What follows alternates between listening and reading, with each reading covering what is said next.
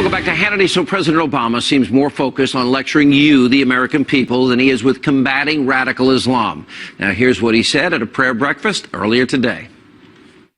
These attacks can foment fear and division. They can tempt us to cast out the stranger, strike out against those who don't look like us,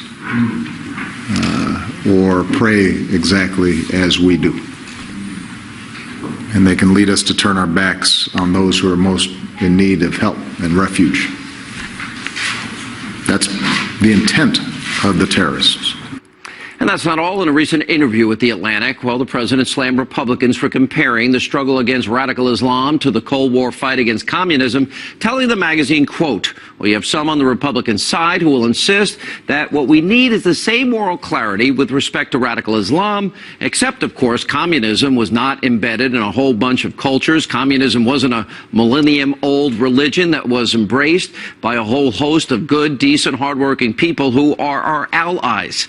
Really? Joining us now with reaction from the Islamic House of Wisdom, Imam Muhammad Ali Allahi and Fox News contributor and pastor Dr. Robert Jeffress. Dr. Jeffress, let's go back to Brussels. Again, the president is also asking that and insisting we take in more Syrian refugees that our intelligence community has said will be infiltrated by enemies of America, ISIS, and others. So he wants to take them in and gamble with the lives of the American people. So he's sucking up and getting lectured by Raul Castro, a murdering thug dictator, and he's doing the wave, again, right after Brussels. All these people killed, including Americans. He's doing the wave, and then, of course, he heads on off to Argentina, and he starts doing the tango. Hardly the response you would expect from the leader of the free world in light of all the terrorism. He wants to double down on the mistakes of Paris and Brussels. Why? Look, here's what's going on. Once again, on the heels of a horrific terror attack, you have the president assuming his favorite role of defender-in-chief of Islam. It is time for this president and others to wake up to the fact of whether we're talking about Paris, Pakistan, Brussels, or San Bernardino. All of these attacks share one common denominator. They were not committed by Jews or Hindus or Episcopalians. They were committed by radical Islamic terrorists. And Sean, by this president's unwillingness to admit that and denying it and demonizing the rest of us who make that connection, it's not only shameful, he is endangering the future security of our country. Here's a simple question. I'd like a simple answer.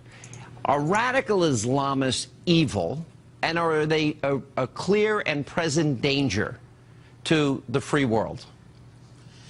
First, Sean, and also honorable guest, Pastor Jeffress, please stop saying radical Islam.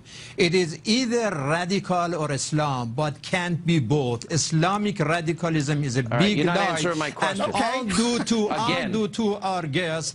This is not evil. Yes, ISIS is evil. Islam is not evil. Evil is ignorance. Evil is injustice. Let me evil ask the is question. prejudice. But wait a minute, evil sir, is racism. Sir, wait a minute. And what? Wait a minute. You're not answering my question.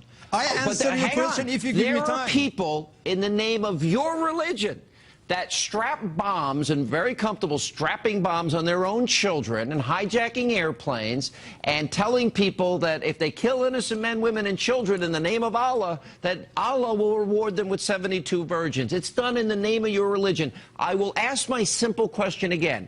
Is radical Islamists evil, and are they a clear and present danger to the world? Yes or no? Radical Islam is evil because they are not Islamic. When I receive a letter from KKK, they threaten me to death. I don't consider them representative of Christianity. So you cannot, consider ISIS representative of Christianity. KKK is evil. I agree. I think they're evil, and they've committed acts of evil in the past. But the problem is we have this worldwide threat.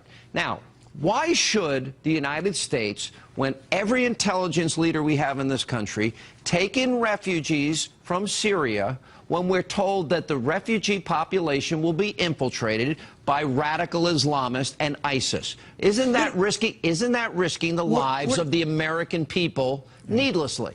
It is risky to take the terrorists, not the innocent refugees. Look at the And how do you tone of the ascertain Pope. the difference? What How the do Pope, you ascertain the what the Pope difference? said and what the Pope did about those refugees, Okay, I'm not talking about that the Pope. should be our path. How you know, Sean, do when you I ascertain listen to the Trump, difference? when I listen to Ted, the tone of their talk is a great gift to the ISIS. Because I'll when answer they, the question when because they you won't talk answer. about refugees, Pastor Jeffress, the answer is Yes. it's difficult to ascertain what's in somebody's heart, isn't it?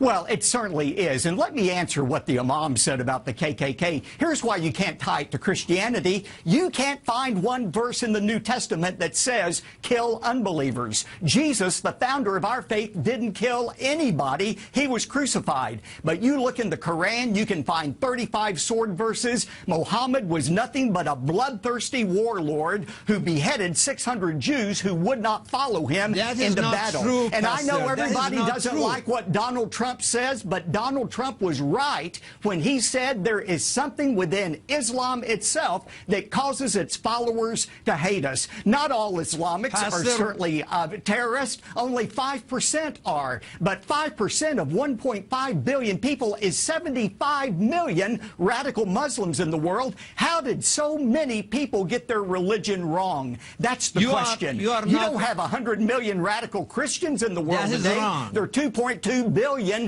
Christians in the world. You don't have 5%, 100 million Christians wanting to chop people's heads off and burn them alive. There is something terribly wrong here. What about those Christians who, in the name of Jesus, they bombed the hospital and killed the doctors, and they call it Bible? So that's not true. Do you know how many people were killed in abortion bombings by so-called Christians? A grand total of 8. That's not even a good half hour's work. Do you for a know Muslim how many terrorist. Muslims were killed by ISIS, which was supported by the Saudis, who are supported by the United States? You're exactly right, Imam. Radical Muslims not only hate Jews and Christians, they hate moderate Muslims who won't follow them into battle as well. I certainly agree with you about that. All right, guys, we're going to have to end it there. Muslim if they are radical. That is not true. Yes, it is true. Radical Islamists exist, and they kill in the name of Allah. In the Quran And they're hijacking your religion. One verse from the Quran that tells to kill the innocent.